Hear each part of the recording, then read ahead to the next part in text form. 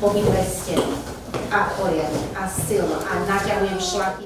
A Smetana-ligeti szlovák tanítási nyelvű alapiskolában márciusban sikeres nyílt napot tartottak, a beiratások hónapja, az április után pedig úgy tervezik, hogy 3 első osztályt nyitnak. A beiratott elsősök számát az iskola vezetősége egyelőre nem közölte.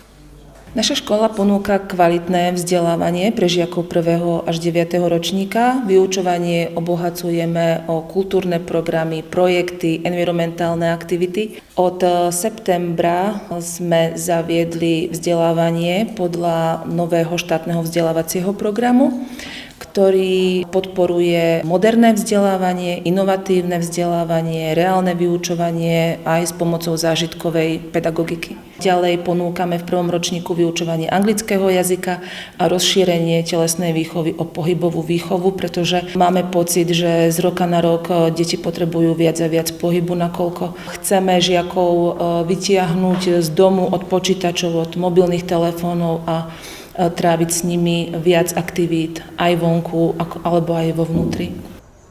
A másik szlovák tannyelvű iskolában, a Jelemnyicki utcai oktatási intézményben 102 gyermeket irattak be első osztályba. Közülük mintegy 10 esetben halasztást kérnek a szülők, egy tanuló pedig külföldre megy. Az iskola 3 első osztály nyitására készül, és nem tervez újításokat. Zase ponúkame to, čo tu je obvykle, čiže výuku cudzích jazykov, respektíve výuku anglického jazyka od 1. ročníka.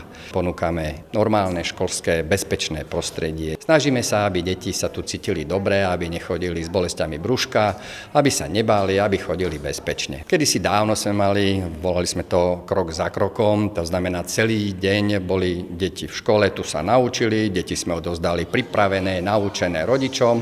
Potom sme zistili, že pre rodiča to bolo veľmi, veľmi pohodlné a niektorí rodičia ani sa nezaujímali o tieto deti, nejakým spôsobom ani ho nekontrolovali, takže upustili sme od toho.